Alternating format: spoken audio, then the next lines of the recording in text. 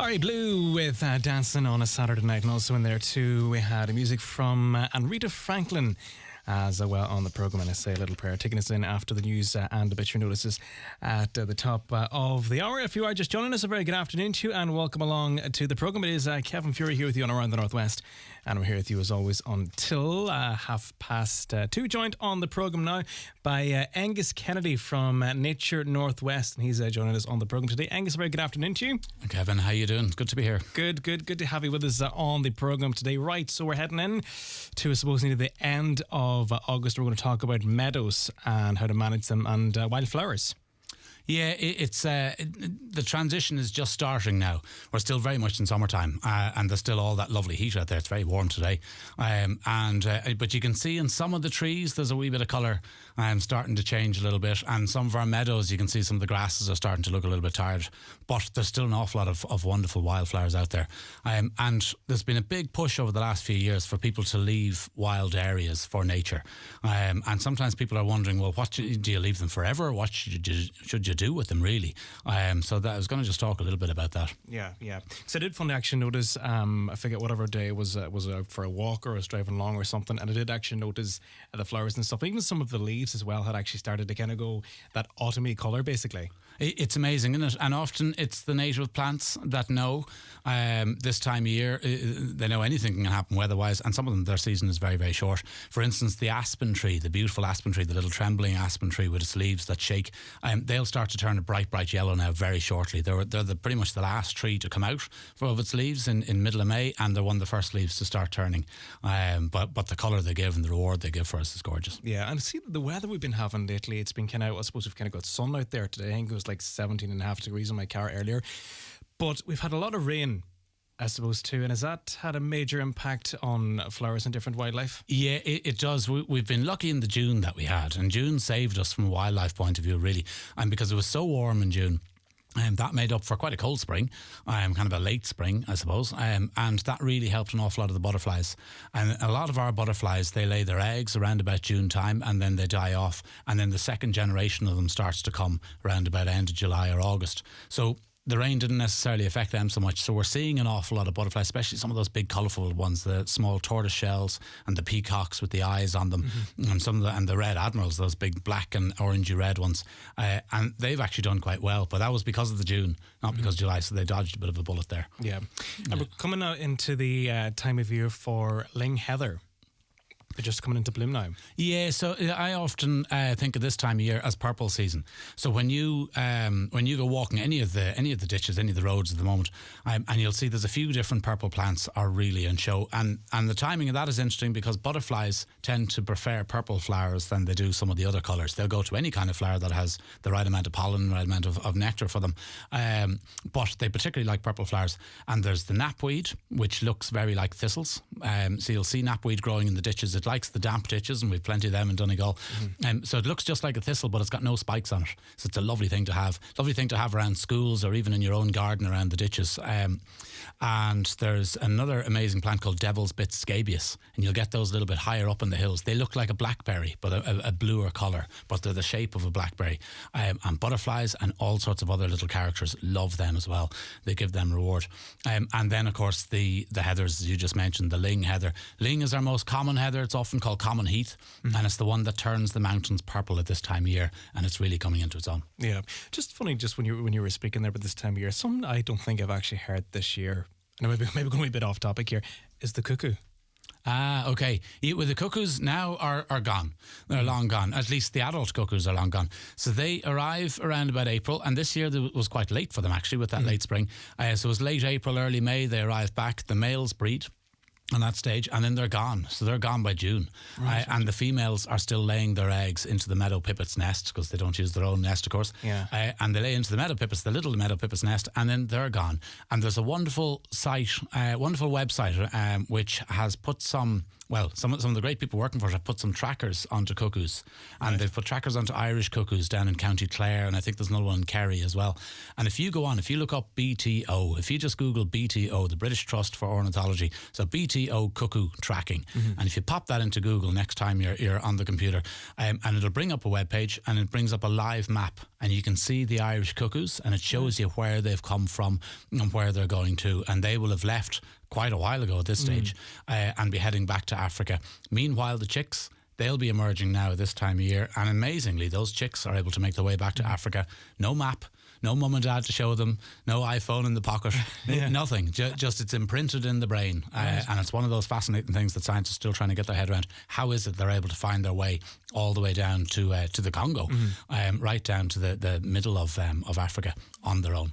Would they leave in June every year, or does it kind of depend on the weather and the sort of climate that we have? The males will leave very early, all right, yeah. So once they've had their breeding, and then they're gone. So once they've successfully bred, they'll leave early June, really.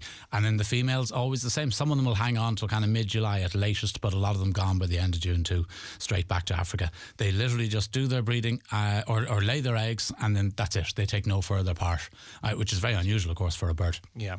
So long-eared owl chicks, they can be heard buzzing at the moment. They can. I'm going to play a little sound of them, and we'll see if this comes across now. Yeah. But the juveniles are out, because of course owls you don't hear. And normally birds of prey, they're hunters, so they don't make a lot of noise. The buzzards are an exception, but most of them, they don't like to give away their presence. But at this time of year, you'll hear this kind of squeaky gate sound. Sounds like a rusty gate opening. And see if you can hear that coming across there now.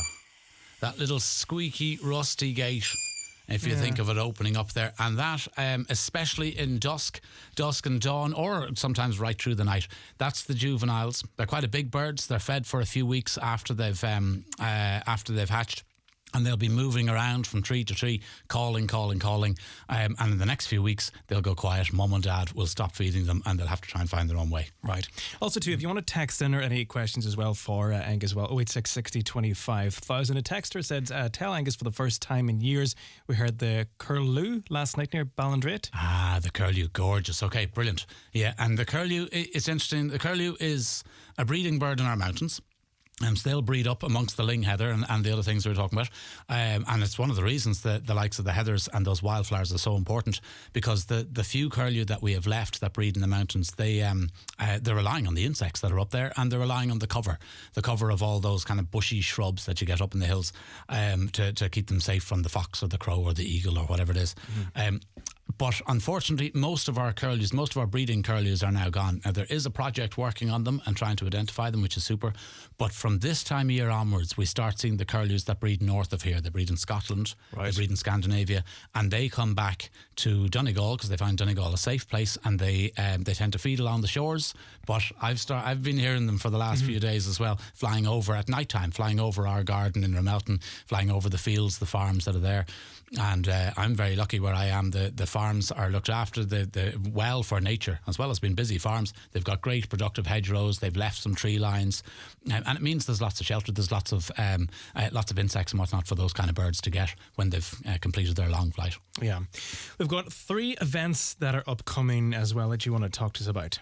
Yes, we do indeed. Tomorrow is an exciting event. If you're an Inishowen, or even if you're not an Inishowen and you feel like a little trip tomorrow, come up to the Colgan Hall in Carndonagh. Carndonagh is a gorgeous town to visit anyway. And at 12:30 in the Colgan Hall, the Inishowen Development Partnership are hosting a celebration of people that are doing various different things for biodiversity and for sustainability. So there's a whole bunch of different local businesses, local organisations, local groups that will be showcasing their wares. I'm going to be giving a short talk on some of the nature that's lost in Inishowen and Donegal, but some of the nature that's there as well. And we still have so many fantastic habitats that it's on us to protect, really, I think, on all of us. And then we're going to have a panel discussion. We've got some very interesting panellists. We'll have Carmel Doherty from the Barrackhill Community Centre, or Barrackhill Community Gardens, I should say, and we'll have Rose Kelly, who was one of the main people who got the rights for nature signed off by Donegal County Council, and we'll have John from the Inishowen EIP as well. John is a farmer, he's a hill farmer, and he'll be talking about how he is able to farm successfully but look after nature as well as part of that programme that he runs. Yeah, and Ard's Furey, there's a walk there on Friday. Yeah, so we've two different walks then for Heritage Week. There's Ard's Furey, which is 11 o'clock in the car park on this Friday. So turn up at 11 o'clock. That's aimed at families, aimed at anybody and everybody. We'll be exploring some of the habitats that are there. We'll be looking at how the trees and the rest of the habitats there protect the water that's in that area in particular. And then on Saturday at 11 o'clock, we have a walk from the Bullaba, so from one end of Garton back to Glebe Gallery. We'll be taking a bus from Glebe Gallery all the way around, and then we'll be walking back along the shore of Garton Lake and looking at some of the habitats there. Now, that one on Saturday you have to book. So if you go onto my website, naturenorthwest.ie, or if you look on Facebook or Twitter or any of those things, Instagram, you'll find Nature Northwest. And you have to book the Saturday one, but Ard's Furey, just turn up 11 o'clock and be great to see you. Just go back to when you talk there about the event on Thursday, when you talk about an initial show on the habitat that is lost. What can elaborate more on that? Like what? We started talking on meadows, and just to touch on it, because I said I'd explain a little bit on the management of meadows, if that's okay for a moment. Mm-hmm. Yeah, and it's one of the habitats that is very much lost, not just in Inishowen but all over the country. We don't have as many wild meadows as we have, and people hear of the Corncrake project and other projects like that. I was talking just earlier on today, some people involved in Maher. Maher is a type of sand dune that has wonderful meadows as well.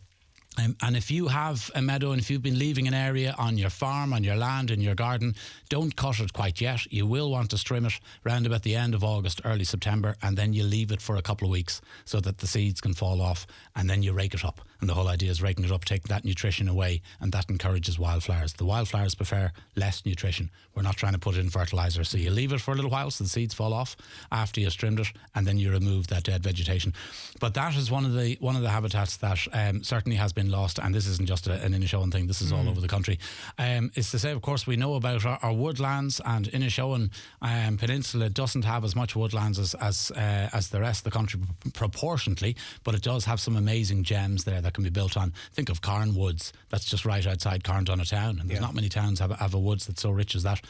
So a lot of what we'll be talking about and thinking about, and what a lot of the groups are doing in Inishowen, is trying to connect those habitats that are there, and trying to connect up with hedgerows, with planting trees, trying to see where they can fit in some various different meadows, leaving a bit of space for the bees, the butterflies and the rest, and of course protecting our amazing coastline that we have up in Inishowen. Oh yeah, absolutely stunning up there. Just remind us again of those three events. I will indeed, yes. So Ard's Furey, we've got a walk and talk for anybody and everybody. That's at 11 o'clock in the car park in Ard's Furey.